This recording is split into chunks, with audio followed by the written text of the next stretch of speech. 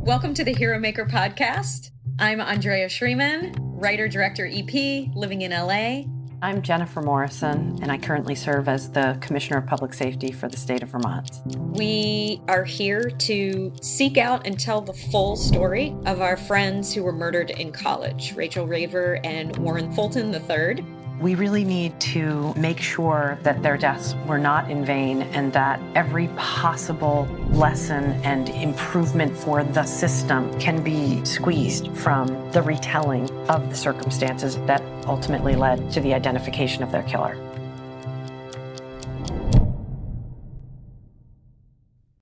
So today you're going to introduce me to someone that I know very little about. Yeah. So two of the young people who were murdered by Alfredo Prieto on the West Coast or linked to him, there was never a trial, are Stacey Siegrist and Tony Gianuzzi. And they were murdered on May 5th of 1990, a few months before that triple rape and abduction event that finally got him into jail. And this is Stacey's mother. We had been Facebooking, messaging a little bit, and she was just not ready. And then I was in touch with her again this week, and she was loquacious. I mean, she was just talking. It was all right there.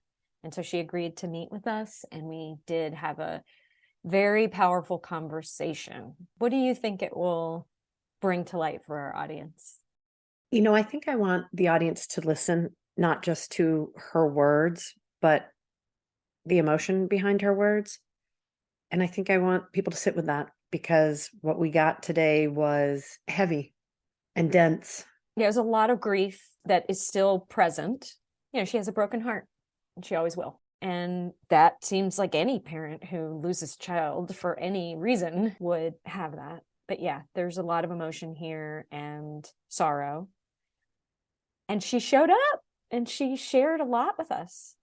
And that kind of makes her the hidden hero in this episode, because when you hear her voice, you hear the emotion behind her words at times when she was recounting events. The amount of strength and wherever it is she drew the strength and energy to come and talk to us and rehash events of 32 years ago.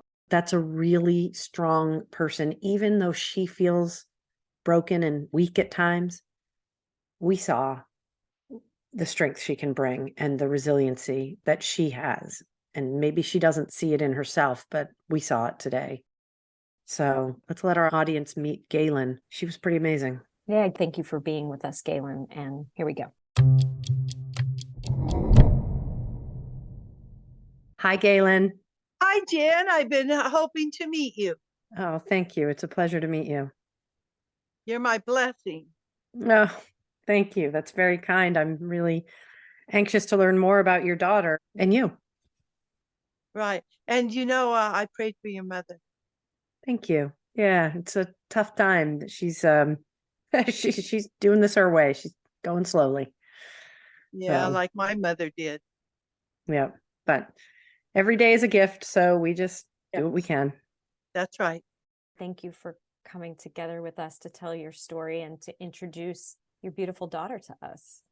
Yes. Did you look at her picture on Googling? I have seen her picture. Yeah. Beautiful girl.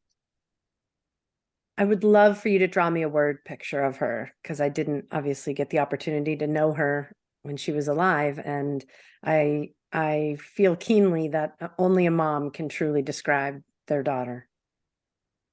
She was a blessing. I'm not going to do this well. You're going to do fine. She was a blessing. She was always helping the homeless or the unfortunate, or as well as all of us. Yeah. Did you have other children? Yes, 2 sons, Dustin and Rusty. And was she first, middle, third? She was the oldest. Oh, wow. Okay. So you know what impact that has. Yeah, of course. Of course. And I'm sorry, was she 21 when she was killed? Oh my gosh, I got that question. She was born in 1970. I think she was just 20 or 19. 19. Wow. And my mind doesn't work like it used to. Well, girl, neither does mine, but I don't have the trauma that you carry. If I had notes, I'd do better. Oh, I think hearing from your heart is what we really want to hear. True. Well, what were some of her favorite foods? What were the things she liked to do for activities? She liked spaghetti. She liked dancing. She was just the most helping spiritual girl in the world. Well, she probably got that from you. I don't think she just turned out that way. I think a lot of it has to do with how she's raised, right? Absolutely. And can you tell me a little bit about how old the boys were when she was killed and what that impact was for them? Oh boy. You're asking me to go back and remember things that I have a hard time. I think that Rusty was probably in 4th grade. And my son, Dustin, I think he was in 7th. It sounds So like they were still pretty young. Yeah, they were much younger. Do they have the same dad or different dad? No, same. Same dad. Mm-hmm. Mm. Yeah, you said that it's still really hard for them. Like, I asked you, do you think that I could meet Dustin? And you were like, no, there's no way. He's not going to talk to you. Neither is Rusty, because they barely have a relationship with me, even though I live with them. They have anger, a lot of anger, the two boys. Do you think it's related to the loss of their sister? That and their father leaving and drugs. Can you say a little bit more about the father leaving? Did he leave before or after this happened? He left just after. He just left, and he didn't communicate with his son or with me. He just left. Wow. I live with Dustin and my daughter-in-law and my grandchildren, and he now comes down and spends a week every year to see them. And that's all I can say. It's very hard on me. Do you think that your husband's departure was due to his response to the trauma, or Yes. did he just pick some bad timing? No, he was traumatized. Wow. Couldn't deal with it. I'm really curious, Galen. So thank you for all these heartfelt responses and for digging back into your memory for us. I'm very curious, how much were you in touch with Stacey at the time? Did you know right away that she was missing? How did you find out? Yes. Like, what was that process? Well, my sister Colleen was in the hospital, and she called me and she said, "Have you heard from Stacey? She's always talked to me every day." And I said, "No, I haven't." And we found out on, I believe it was May 5th, when we were told they found the two bodies. Who told you that? How did you find out? The detectives came and got me. And actually, they came and took my husband. They wouldn't let me go. My husband ID'd the body. Wow. Do you remember what the circumstances were around Stacey and Tony's murder? They were shot multiple times. This is what the detective said. And it was in the Rubidoux Hills. And that's all I was told. And for a long time, we didn't know really. I still don't know how it all happened. I still don't have the facts. That must be very frustrating. It is, but a lot of the frustration left the day they told me they had got the killer, Stacey, whom I said, and I know his name, Alfredo Preto. How did you know his name? I had a lot of premonition, like I was saying, and I had a lot of things I did that were, now that I know some of the case, what were factual. Like, for instance, I found the car outside the apartment where they supposedly dropped the car, the killers. I went up to the apartment, and there were all these grotesque, mean-looking Spanish men sleeping. Looked like they were coming off drugs, or whatever was Alfredo Preto. And they asked me what I was doing there, and I lied and said I was just taking a survey or something. And I told the detective everything that I'm telling you, these detectives knew.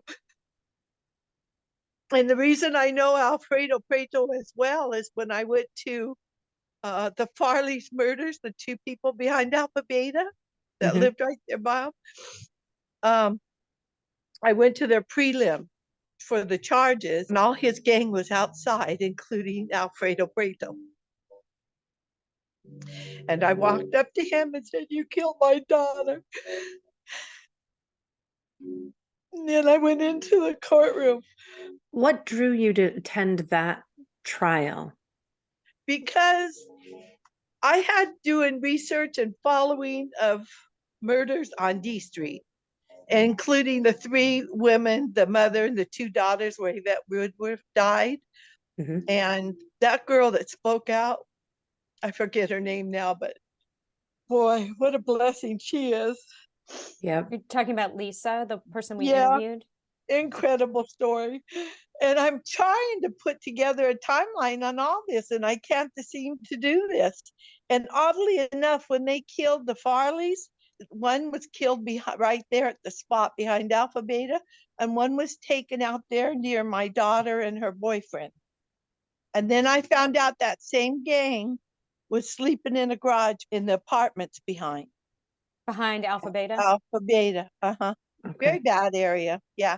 And what we were talking with the Farleys, they said they think their mom and dad saw my daughter and her boyfriend abducted. And that's you talking to other family members of the older couple that were murdered? Yes. So can I I think I'm jumping to a conclusion, and I want to check my thoughts with you. After you found out that your daughter had been murdered with Tony, you took an unusual interest in these other cases. And were you sort of trying to put together information on your own? Is that what led you to be interested in the Farley's case? Actually, I think Stacey died before the Lisa and her mom and Yvette Woodruff. Stacey, so the Farleys were found 1 month after Stacey. That's right. This was all after. I went with my mom out to where she was murdered. And when I went out there, my mom had this little silver New York, and we walked up in the hills with this psychic. And this psychic told me that one of them was skinny and tall, and one was stocky, real stocky. And when we went back down to my mom's car, the whole driver's side was bashed in. We didn't see or hear a thing. So you figured out where the car was parked at a certain point, and then went and saw what you're saying looked like some Spanish guys coming off of drugs, gang members. Yes. How did you know where to look for the car? Were you just like walking the streets? No, I have premonitions, intuition. Okay, got it. And you got like, I know what street it's on, I see what house it's outside of, kind of thing? Yes, and I told the detectives, and they said it was. And you went there anyway? No, I went there previous to talking to them. Oh, okay. Everything I did, I would relate to the detectives. You told me when we talked before, you said when you went to go knock on that door, you were packing heat. Well, I didn't know if I should say that I had a gun when we took the psychic, and that I had a gun. I didn't know. I don't know, but I don't want to go to jail. I think the statute of limitations has run out on that offense, ma'am. I think you're all set.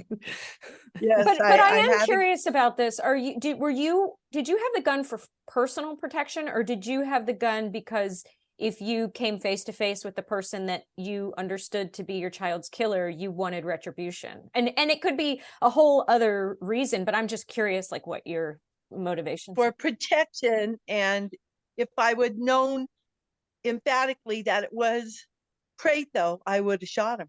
Oh yeah, I would have done that. Thank God I didn't have concrete evidence, because I would have shot him. Then I have my other children. That's right. But grief makes you do things that you wouldn't do in a different circumstance. Absolutely.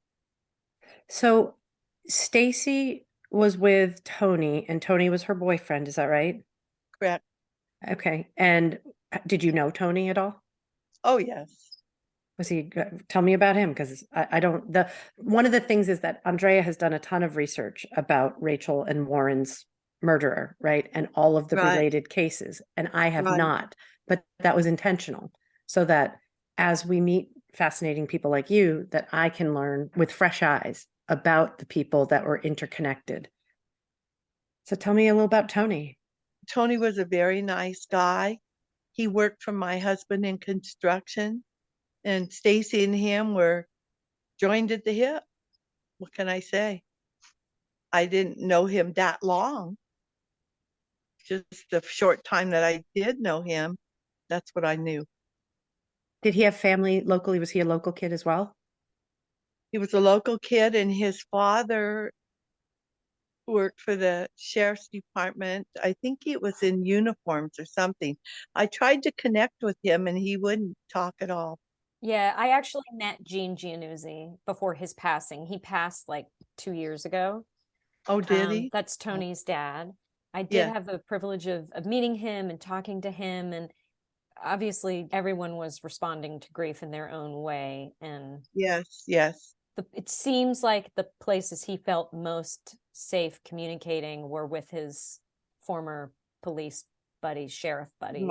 Right.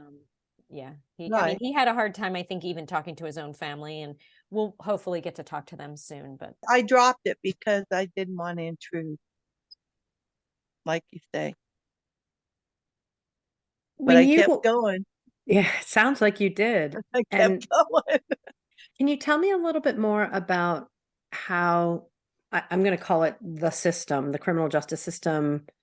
What was your experience like? How was your interaction with the police? How was your interaction with the rest of the team as these different cases became intertwined? Just wanted to hear your perspective on how the system treated you.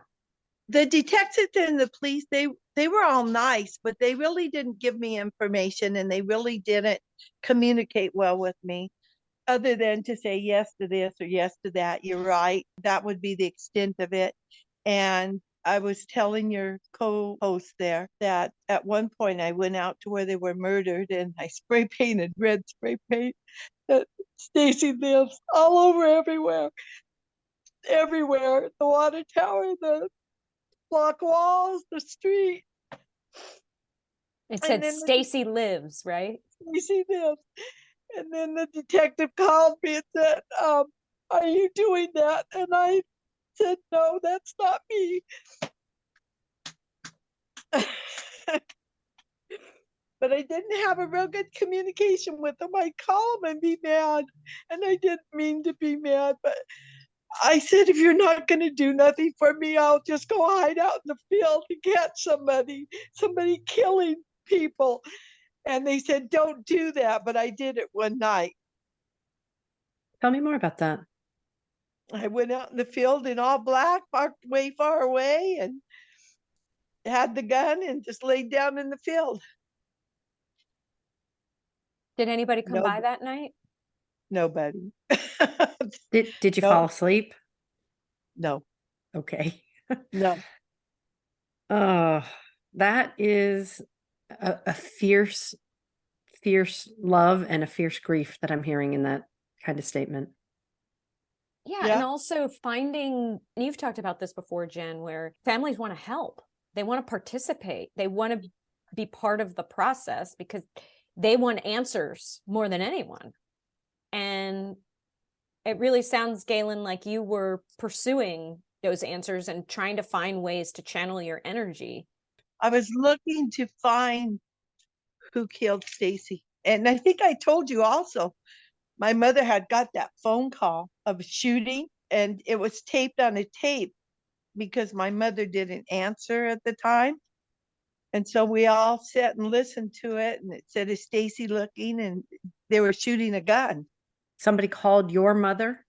Yes. My mother always had the same phone number, the same house. All of Stacey's friends knew it. And did she have a cell phone? No. And we gave that to the detectives too. And what happened to that, I don't know, because they never followed up on anything with me. Do you think that was somebody taunting you? That you don't think that was actually the murder? I think it was actually the murder because of this. We had a lot of people coming to my mother's house, I was staying at my mother's house after she was found.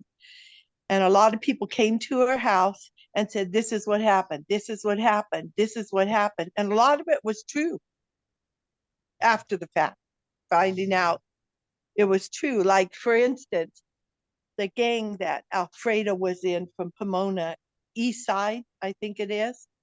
We were told that somebody from Pomona East Side did the murders, and this is how they did it. And I told the detectives all this. Did people communicate what they thought was a motive? Yes. No, a motive. No. Yeah, like, do we know why? Is there any suspicion as to why Tony and Stacey and Tony? Yeah. The only thing I could think is drugs. Something with drugs. Do you know if was Stacey using drugs? I think Stacey and Tony was using drugs, as well as myself and my husband. But I was more of a socializer. That's why I left my husband, because of this drug business. And I think that Tony was the link to them being murdered. Do you think he was trafficking drugs, like selling or Yes. muling drugs? Yes. Interesting. Okay. Did he have, oh no, you said he worked. You said he worked for your husband. So he had other employment? I don't know. All I know is that if I'd go on the job, my husband was in construction and they would be there and he would be working. And so would Stacey. Oh, was Stacey working in the construction industry? Just with her father. He had different jobs. It could be houses or tracks. It didn't matter. Wherever the job took him. Got it. I'm just curious, and obviously this is kind of personal or whatever, but I'm curious, when you say drugs, that to me is like this, it could be anything from like marijuana to crack, which was kind of popular in those days. What it was marijuana and speed. Okay, got it. Got it. Did your daughter or Tony, to your knowledge, have any direct connection to any of the gangs? Well, let me tell you, one of the people that came forward and was talking about what happened was, and I can't remember the guy's name now, but I knew him and I knew where he lived, and they said he was involved. And so I went to his house many times trying to talk to them. When he came forward, do you remember what he said? Yeah, he told me get out of there. Quit bothering his mother. His mother was more forthcoming on talking to me.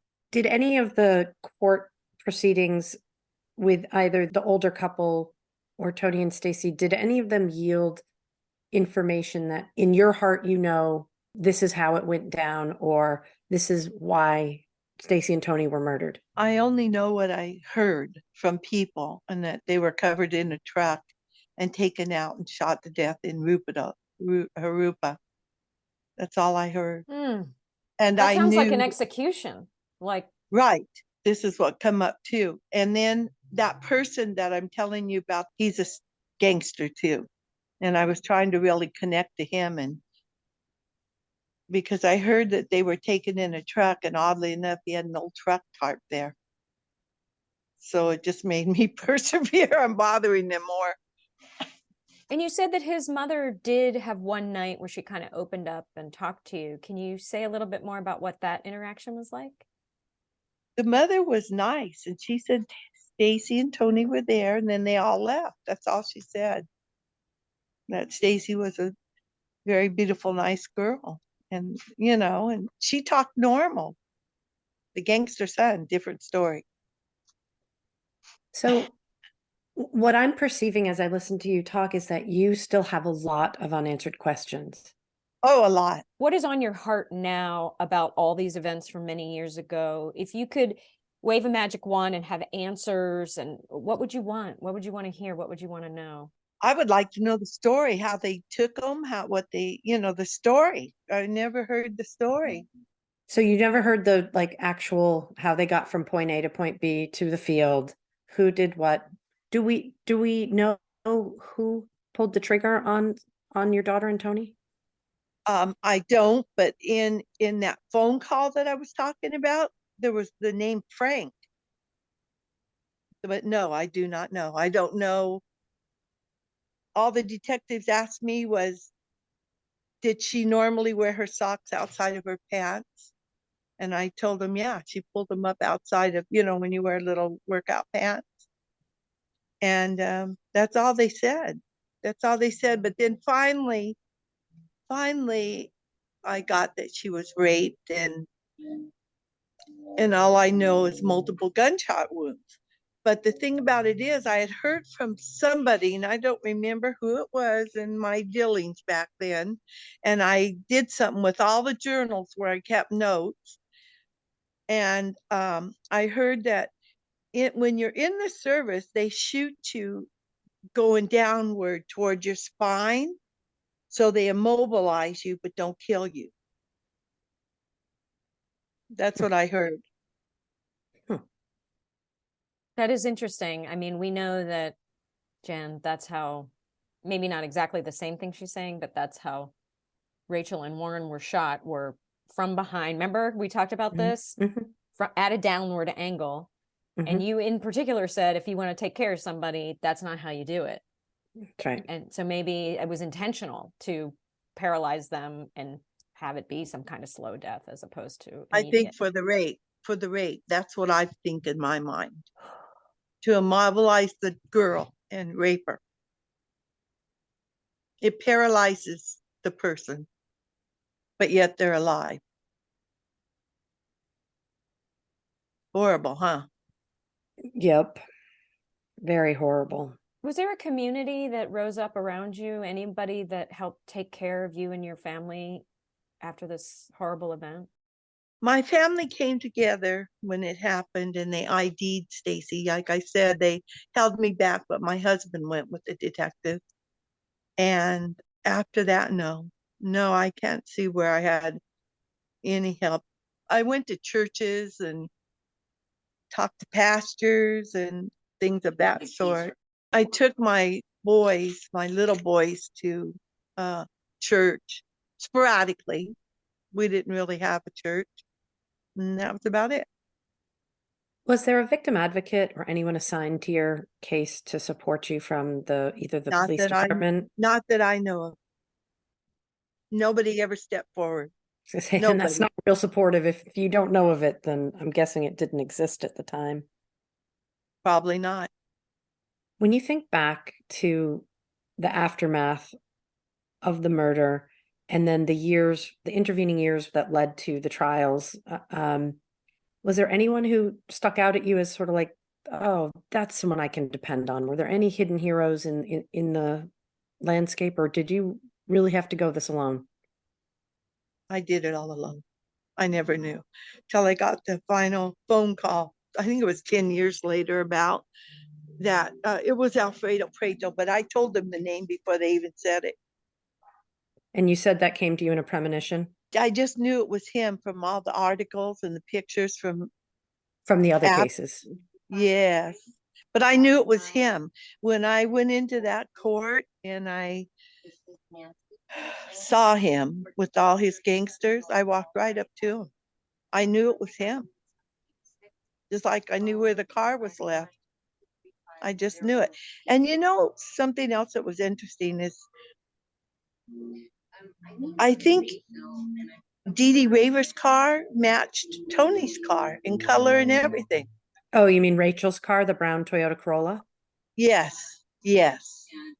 Tony had one too. Tony had one too. But I think his was a Nissan. I'm not sure Nissan or Corolla, but it was brown. And then I had a carload of Spanish guys come to my house. And I looked out the window and saw them. One came to the door and asked me if I wanted some drugs. And I said, no. And then oddly enough, I was working at this motel and Stacey and Tony came and I rented them a room out of my money myself, put them in a room. And then these people came in a car again, and it was the same people looking for Stacey and Tony. They didn't call me out by name or nothing, just said, do you have these people here? And I said, no. And like I said, I passed all this on to the detectives.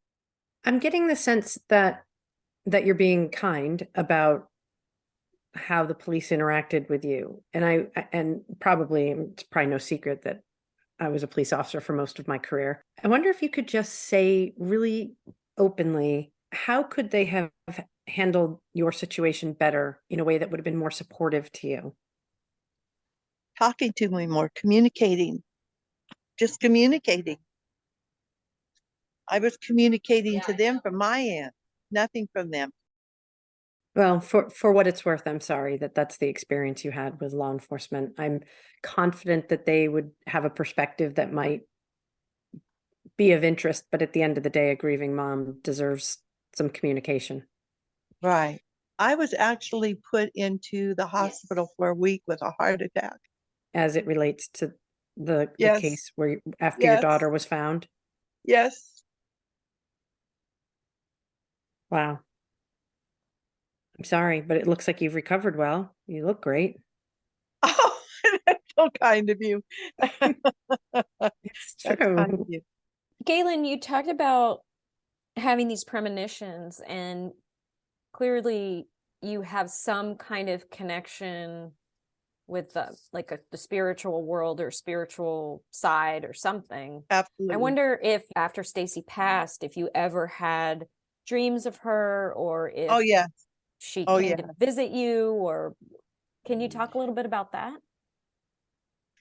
She came to me in many dreams, and it was felt so real when she was talking. She never said names, but she did say descriptions, which matched what I've been saying all along. And then today, when I was driving in my car, I was thinking about you ladies, how much I love you. And I actually saw in my side window, I glanced over, I thought it was Stacey. Yeah. In fact, I said, I know you're here with me, and I love you very much, and I miss you, and I'll see you again. Did those dreams and the seeing her today, did those bring you comfort? Oh, yes. Oh, yes. Even when I was looking and journaling and looking for who did it and going through all these trials and tribulations, it just gives you comfort. I know she's at peace, that she's with Jesus. I know this, and I know I'm going to be with her.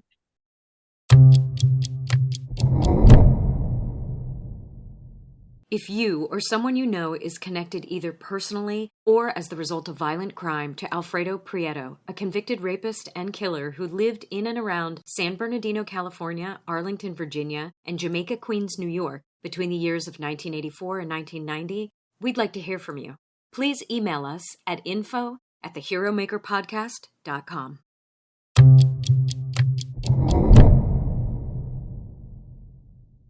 If you don't want to answer and it's too personal, then I totally understand. But I wonder, being a person who's been divorced and now is in much more regular contact with her ex-husband, because we share a grandson and because we share daughters, and we always will, Absolutely. Has there been any healing or repair of the relationship with your ex-husband over the years? No, not really. I do all I can to. I try to keep family values alive for my children who are still having effects from all this. He comes down and we talk, but no conclusion. Because victim services has come so far, there may actually be something available for the members of your family, for anybody, you or your sons or your sister, that are available today, even though it's been a number of years. And I'm saying this because the people who have come and talked to us, we've had some of the police departments reach out and say, we might be able to help them. Can you put us in touch with this person that you interviewed? Like the Ontario Police Department? Is that what yes. Yeah. Or the Riverside Police Department? I'm talking about Ontario, but Possibly Riverside. Rubidoux, where their bodies were dropped. I believe that's Riverside. I believe that's Riverside too. Yeah. I know they never want to force something on someone. They want to make sure that it's a service that you would be interested in, just to find out. I don't know how it could help me. I know it won't help my sons. They've turned their backs on all this. And you can't make people do things they don't want to do. And as far as Colleen, I don't know. As far as me, I'm going to cry till the end of my days. Oh, I'm retired and I'm working still and doing well, other than I cry a lot. But you've weathered all of it by yourself, right? Yes, my heart's broken, yes. I think, Andrea, we should make a couple inquiries and forward whatever information we come up with. And Galen can choose to make the contact or not. Of course, we don't want to push anything on you, but you never know what service might be out there that could help you have an even brighter later part of your life. Right. I don't know if it can get any brighter. I'm 74. I live with my grandchildren, and that's my brightness. That is a pretty great piece of brightness, isn't it? Yes, it is. How old are your grandkids? 27, 12, and 7. Wow. All right. That's wonderful. I do have a connection with my whole family. It's just not something that you would have hoped for. You know what I mean? You look at the statistics for the survival rate of marriages after major events like the death of a child, never mind the traumatic, gruesome death of a child. The odds are pretty low of marriages surviving. And as we already mentioned, everybody processes grief in a different way. So it's clear that this event not only derailed, you as a parent, but it derailed both you and your ex-husband, and it has had a deep and long-lasting, the whole family, long-lasting impact. The whole family. And Stacey's cousin, April, she's been a great help to me. She's my niece, and she was close with Stacey. I have poems. When they found Stacey, I went in our family Bible, and she had made me an Easter poem with a little rabbit hanging from it in pipe stems or whatever you call them. That's so special. Yeah. And I have poems that people have wrote for Stacey, and good friends, boyfriends, whatever. Now, I know you've had your own way of coping with the loss. What would you say to a mother who might have lost a child to gun violence or to violence? What might you have to offer them? Be strong and be loving, and know that this was somebody that took their life. Wasn't anything to do with them. And be spiritual, be with God, Jesus, and talk to him a lot. And you're going to live with this for the rest of your life. Your heart's going to be broken. That's it. You've made it. I mean, you've made it through. Yeah. Well, I'm still living, but I'm making it. But yeah, I have a lot of anxiety from it. But I have anxiety also from my mother dying. I caregived my mother for many, many, many years. I have anxiety. Anybody heartfelt, I have anxiety for. That's the kind of person I am. That sounds like a lot of love that you have. It is. And I'm known as the unbreakable angel. Oh, I love that. That should be the title of the episode. The Unbreakable Angel. That's who I am. And my niece knows it. My family knows it. And I want to ask you, will you send me where I can connect for each podcast that you've done? I love listening to them. They're helpful. Oh, that's so nice to hear. Yes, we can definitely send you maybe I'll do an email with all the different episodes. And you can click on each one. Yeah. I love listening to them. people with their experiences. And could you say that girl's name was Lisa? Yeah. Good Lord in heaven, what she lived through, and had presence of mind to do what she did. Yes, she's a true hero. There's no doubt.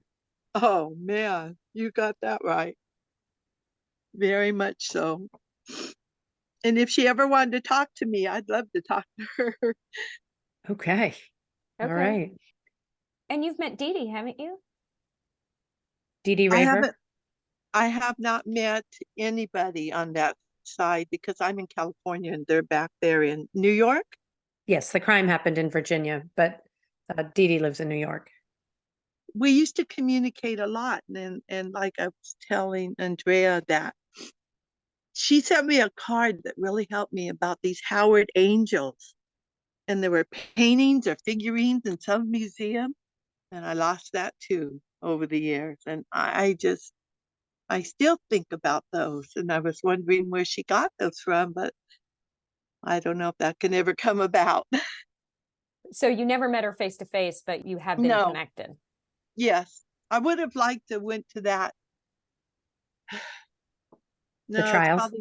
Yes, I wanted to do everything, but then I thought to myself, I have 2 little children standing here, so maybe better not, but I wanted to, yeah. Is there anyone you can think of that we should talk to? Because again, you know, part of honoring our friends, Rachael and Warren, is learning about the interconnectedness with families like yours, with all the tangled web that surrounds Alfredo Prieto. Can you think of anyone we would want to talk to? Well, Andrea asked if Colleen would talk, but I have not connected with her yet on the issue. Who's Colleen? My sister. She's the one that really went around and researched and looked like I did. My sister Colleen, she was a detective, and so was I in my book. Yeah. She was my close one.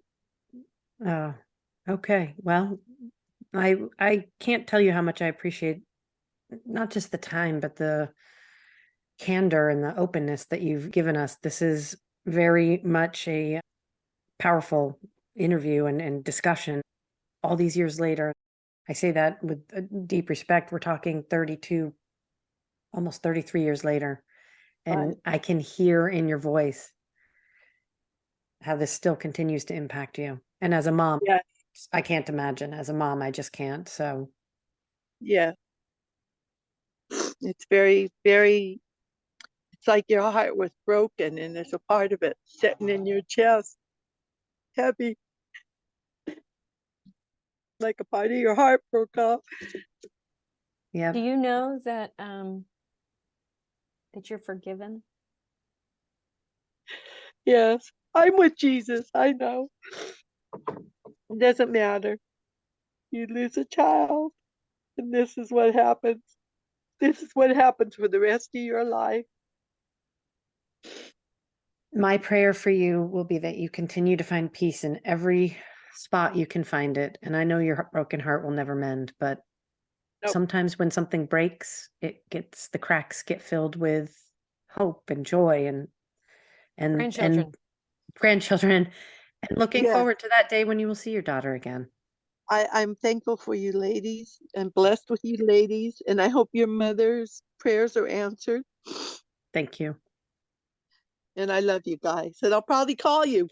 Please Call do. Me, Galen. You've got my number. We'll send you an email with all the episodes linked, and then we will see what we can dig up for potential resources if you're interested. Lovely.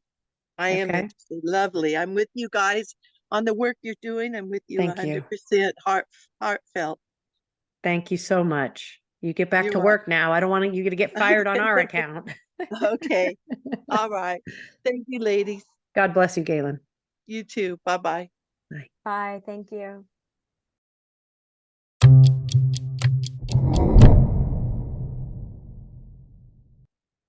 Oh, Shreems. That's a heartbreak.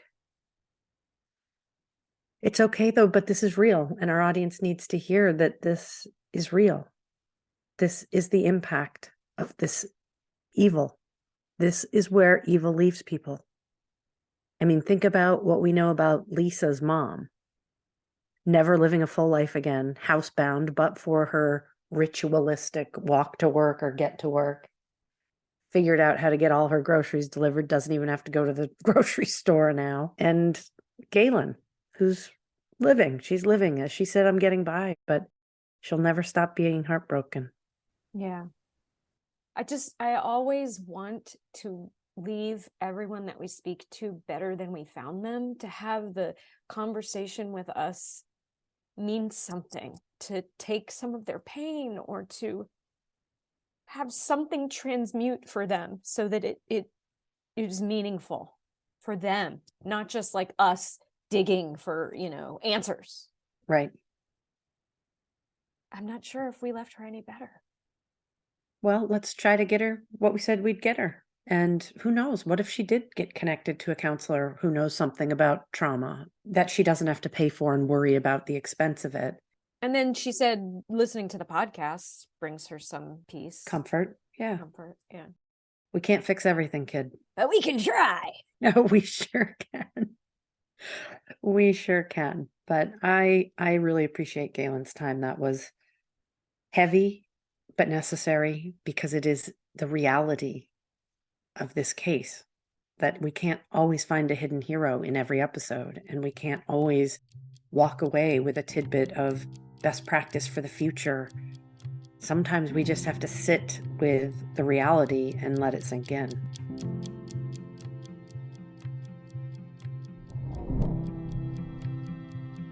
Thanks to sound mixer and podcast producer Michael Doherty, sound designer Andy Bill of Submachine Audio, and graphic designer Jungleen Bay.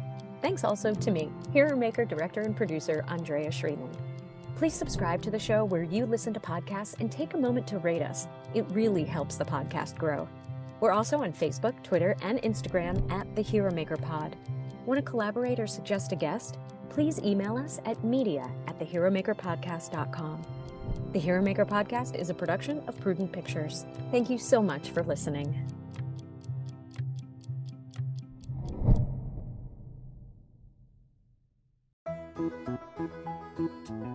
The Williamson County Cultural Arts Commission of Franklin, Tennessee wishes to thank our men and women in blue who help us deliver safe and fun family and community cultural events year-round, including one of the only authentic bluegrass festivals in the country. Bluegrass Along the Harpeth takes place every July, and at the Williamson County Fair in August, and at the annual Tennessee International Independent Film Festival. Check out our full calendar of events at wccac-tn.org.